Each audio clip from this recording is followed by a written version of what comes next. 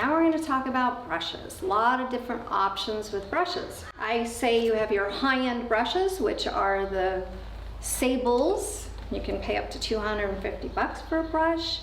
Middle of the road brushes, and then you have your cheaper brushes.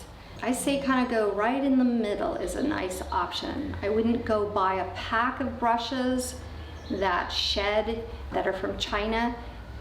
Get a decent brush. You don't have to go high end, but go middle of the road. And what I'm talking middle of the road are synthetic brushes. Today they make synthetic brushes that are just like real fur. They're very soft, and you get a beautiful movement when you're watercoloring with that. There's all different options. You have your flat brushes.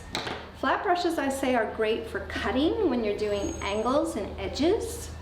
And when you're doing a large wash, you always want to, these are your tools, and so it's good to get a decent tool when you're working. What you don't want to get is the cheaper brushes that when you're painting, they are actually shedding, and then you're going in and picking out hairs on your paper. Decent synthetic brush, but the flats come in all different sizes. You will notice that on each brush will tell the size of the brush. So this is a 1.5, and the way that you measure it is this way. So this would be 3/4 of an inch, and then 1.5, and then we have a lot larger brush, which is a 2-inch brush.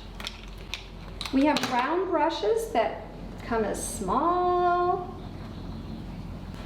little itty bitty brushes. They start at 0s and they go all the way on up to, I don't know, 20s and 30s, and it gets more of the hair on the brush.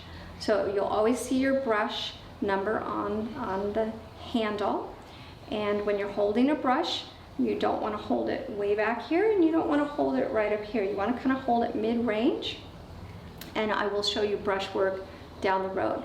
So we have different types of brushes. I recommend just getting started to just get a nice wash brush, 1.5, and a flat brush. This is 3/4, and then get yourself a decent 10 to 12 round brush. If you get a round brush that has a nice tip, that comes to a super fine point, you don't need your smaller brushes. You don't need little brushes, because this one brush can get the whole job done. All different price points. If you get them on Cheap Joe's, Dick Blick, you can talk to the customer service people, are amazing at those stores. Tell them you want to get a mid-sized brush and you want something that is synthetic, but a higher end synthetic. You would want to put your brushes in something. What happens is when they're wet, they can get crunched and they can get flattened, and sometimes they don't reshape as well. So it's important in the home studio.